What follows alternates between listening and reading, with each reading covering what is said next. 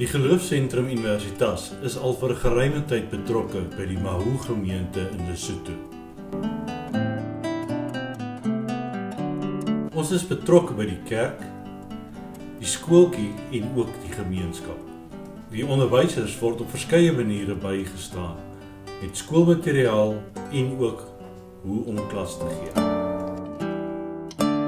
Die leerlinge word gehelp met klere, kos en ook toerusting vir die skool.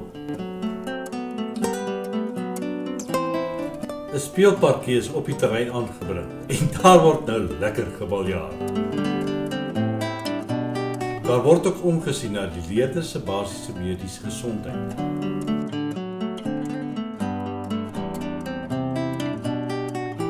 Lekker goed pakkies en kos word op gereelde basis aan die kinders en die bejaardes voorsien.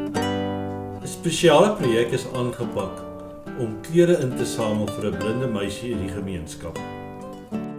Die hospitaal is besoek waar geskenkpakkies aan die pasiënte uitgedeel is.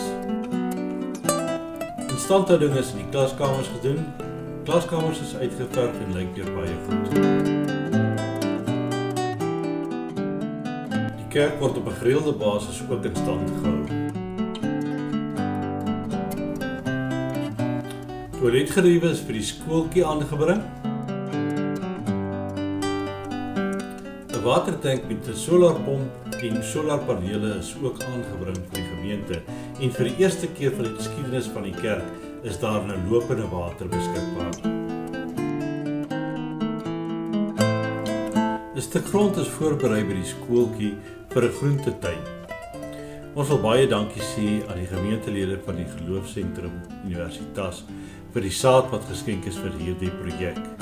Hierdie projek het nie net kos verskaf aan die leerlinge van die skooltjie nie, maar het ook werksgeleenthede geskep aan die gemeentelede van Mahu.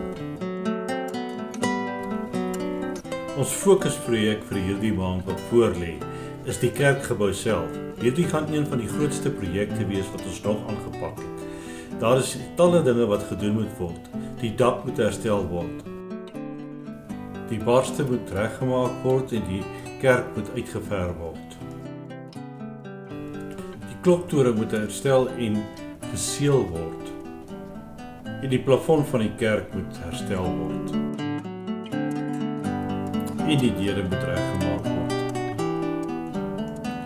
Hierdie projek beloop 'n totale begrotingsbedrag van R120.000.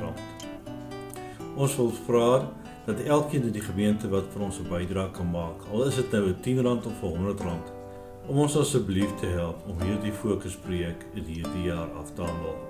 Baie dankie dat ons op u bydrae kan staatmaak.